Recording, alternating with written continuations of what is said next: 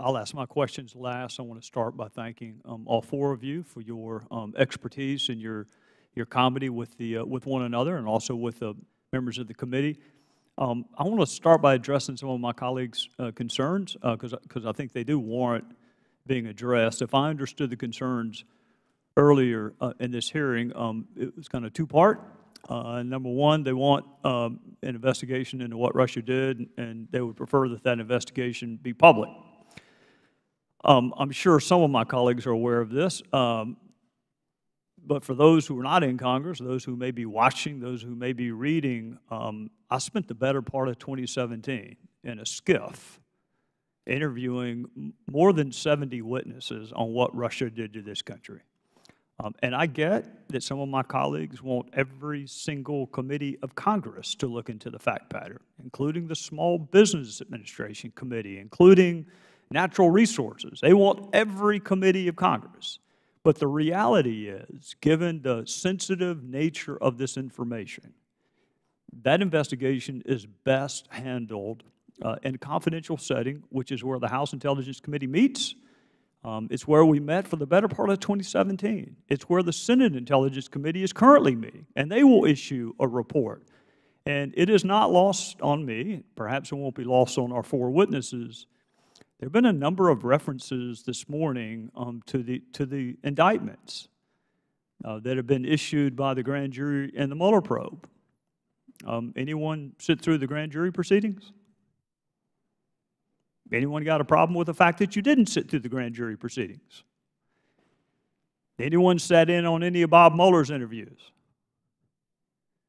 Any of you have a problem with the fact that you haven't sat in on any of Bob Mueller's interviews? Everything can't be done in public. We had the most productive classified briefing, I think, that I have ever been part of last week. I really wish my fellow citizens could have participated in it.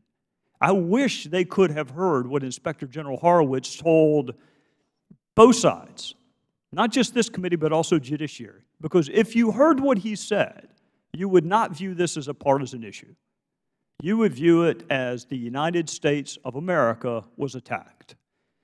So I hope at some point the light of day can be shown on all of what happened in 2016. But I just caution my fellow citizens, they do not have any issue with the fact that in every one of their local jurisdictions, somewhere, some investigation is being done confidentially. Whether it's a grand jury, whether it's deliberations by a petit jury, whether it's deliberations by an appellate court in their state, and they don't have a problem with the fact that certain things are done in confidence. And when it comes to not tipping off our adversaries as to what we know and how we know it and what we are doing to guard against it in the future, if there's ever an argument for things to be done in confidence, I think that is the best argument. Having said that, Madam Secretary, I do not know when you became Secretary of State. So let me start by asking, in 2016, were you in your current position? No, sir, but I was the county clerk in the largest county in New Mexico. All right. Well, it would not be fair for me to ask you this question, but to the extent you have any information, I do want you to weigh in. I never really understood why Jay Johnson was criticized in 2016, the former DHS Secretary. I mean, elections are predominantly state and local matters, and the notion that he, as a federal cabinet level official, was supposed to summarily decide to inject himself in the 2016 elections, I don't think was fair to Jay. But there was a decision made in January 2017 to declare our election infrastructure a critical infrastructure. Can any of the four of you address why the decision was not made in the fall of 2016, but it was made in January of 2017? Not all at once. That predates my time at the department. I'll just add, though, that the way I look at election infrastructure, it is a national critical function. It is essential to the functioning of this government, and the Department of Homeland Security will continue to support state and local governments.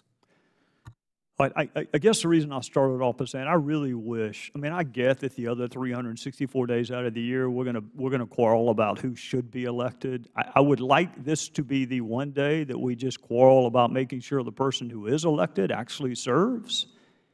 So we haven't had hearings about what President Trump discussed with Vladimir Putin, just like we haven't had hearings about what President Obama discussed with Vladimir Putin while the hacking was going on in 2016. We've had no hearings on that.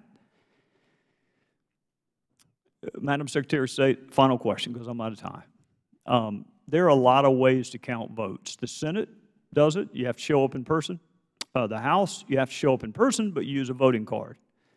My wife is a first-grade school teacher. They use a combination of raising their hands and voice vote based on decibel rather than people.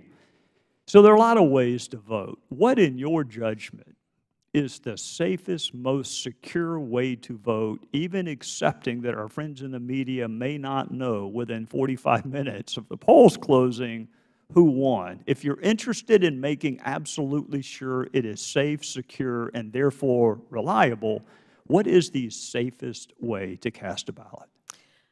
So it's important to emphasize that every state utilizes a system that's right for them. And even within those states, some jurisdictions use slightly different systems. So making sure that you're utilizing a system that voters are comfortable with and have confidence in is extremely important. With that being said, in my personal opinion, the use of paper ballots is absolutely critical because you have a paper and a voter verifiable backup at the end of the day. If there's ever a question as to whether your tabulators were tampered with, your election night reporting system, you are always able to go back and reconstruct the election on the back end utilizing that paper system. So that, in my opinion, Mr. Chairman, is the safest and most secure way to conduct an election. But with that being said, every state has security and resiliency plans for whatever system they are using, and every state is absolutely 100% dedicated to making sure those systems are protected. I know it's a multifactorial analysis. You want to incent people to vote. You want to make it as easy for them as you can. There obviously is a speed element. People don't want to wait 3 weeks to see whether or not they won or lost an election. But in terms of safety, security, reliability, knowing that the person who received the most number of votes actually was elected, in your judgment, at least for New Mexico, that is done with paper ballots? Yes, sir, that's correct. All right. I am out of time, but I was not the only